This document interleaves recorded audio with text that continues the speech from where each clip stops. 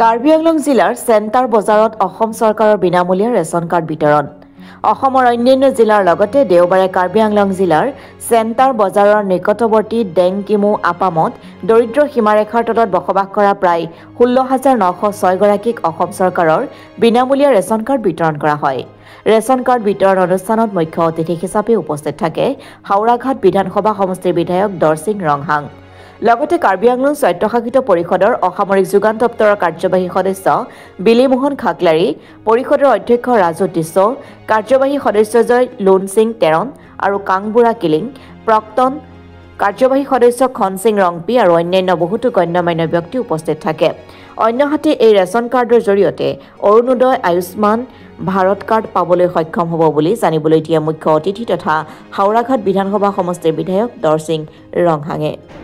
সমগ্ৰ অসমৰ লগত আমি কাৰ্বি আংলঙত হাওৰাঘাট বিধান সমষ্টিৰ অন্তৰ্গতটো আমি বিনামূলীয়া যি ৰেচন কাৰ্ড, বিনামূলীয়া যি চাউল বিতৰণৰ কাৰণে যি ৰেচন কাৰ্ড, সেই ৰেচন কাৰ্ড বিতৰণ কৰাৰ আঁচনি আমি আজি ইয়াত চেণ্টাৰ বজাৰ ডেংকিমু আপামত আমি আয়োজিত কৰা সেই কাৰ্যসূচীৰ যোগেদি আমি ইতিমধ্যে বিতৰণ কৰিলোঁ আৰু আমি বহুত আনন্দিত যে কাৰ্বি আংলঙৰ পৰা আমি ৱেষ্ট কাৰ্বি আংলঙৰ পৰা আমি যিমানখিনি বিচাৰিছিলোঁ সিমানখিনি আমি পাইছোঁ আৰু আমি কিছুমান পৰিয়ালক আৰু দিবলৈ থাকি গৈছে বুলি আমি অনুমান কৰিছোঁ আৰু আমি অসম চৰকাৰৰ পৰা আৰু পুনৰ কিছুটা পৰিয়ালৰ দিবৰ কাৰণে আমি কিছু আৱণ্টিত বিচাৰিছোঁ, সেইখিনিও আমাক দিয়া হ'ব।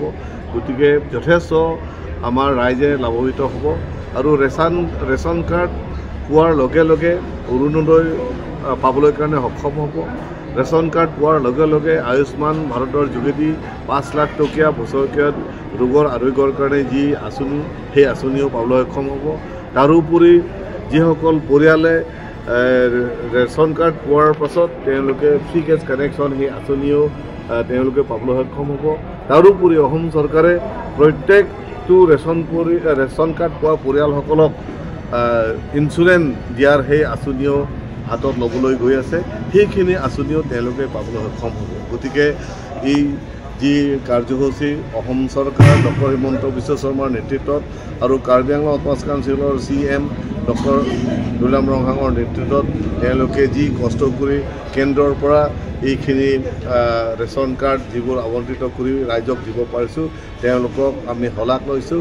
আজিৰ এই অনুষ্ঠানৰ পৰা তেওঁলোকক আমি সকলোৱে তেওঁলোকক ধন্যবাদ জ্ঞাপন কৰিছোঁ। আপোনালোকৰ বিভাগৰ পৰা আজি আনুষ্ঠানিকভাৱে ৰেচন কাৰ্ড বিতৰণ কৰিছে, কি ক'ব আপুনি? এইখিনি মুহূৰ্তৰ বাবে প্ৰথমে ধন্যবাদ দিম অসমৰ chief minister doctor Himanta Biswa Sarma ডাঙৰীয়া আৰু লগতে আমাৰ জিলাখনৰ ডাইনেমিক লিডাৰ অট'নমাছ কাউন্সিলৰ CM ডক্টৰ তুলিৰাম মোহন ডাঙৰীয়া। কাৰণ অসম চৰকাৰে আমাক 40,500 এটা মানে পপুলেশ্যনৰ কেপ দিছিলে, সেইখিনি আমাৰ যথেষ্ট নহয়। তাৰ কাৰণে আমি কাউন্সিলৰ পৰাই আমাৰ CM ডাঙৰীয়া আকৌ 1500 বিচাৰিছে অসম চৰকাৰৰ পৰা। গতিকে সেইখিনিও যদি আমি পাবলৈ গৈ আছোঁ, গতিকে সেইখিনি পালে আমি আকৌ দুখীয়া জনসাধাৰণক এই ৰেচন কাৰ্ড দিবলৈ সক্ষম হ'ম। কাৰণ এই ৰেচন কাৰ্ডৰ লগত বহুত বিষয় জড়িত হৈ আছে। সেইকাৰণে চৰকাৰে দ্বিতীয়বাৰৰ কাৰণে যি ৰেচন কাৰ্ড দিলে, আজি অসমৰ প্ৰথম পৰ্যায়ত আমাৰ কাৰ্বি আংলং জিলাখনো সোমাইছে।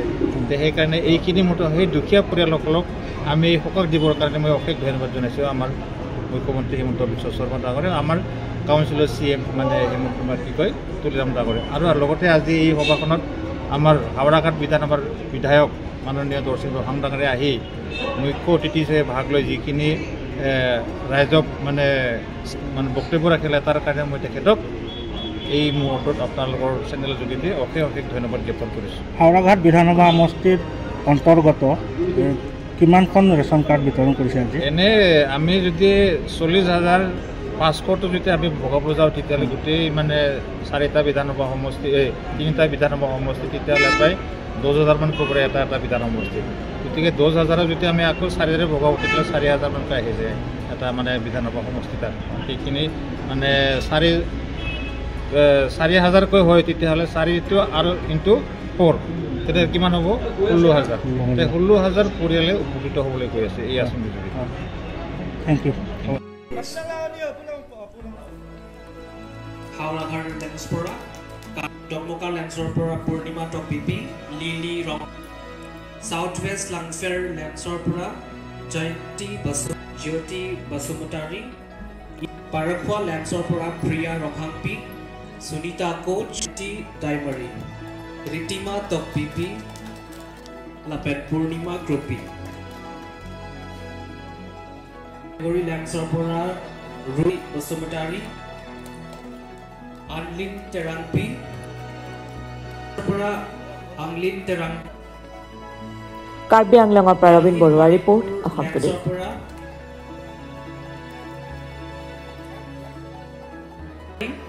অঞ্জলি নাৰ্জাৰী আৰু জয়ন্তী বসুমতাৰী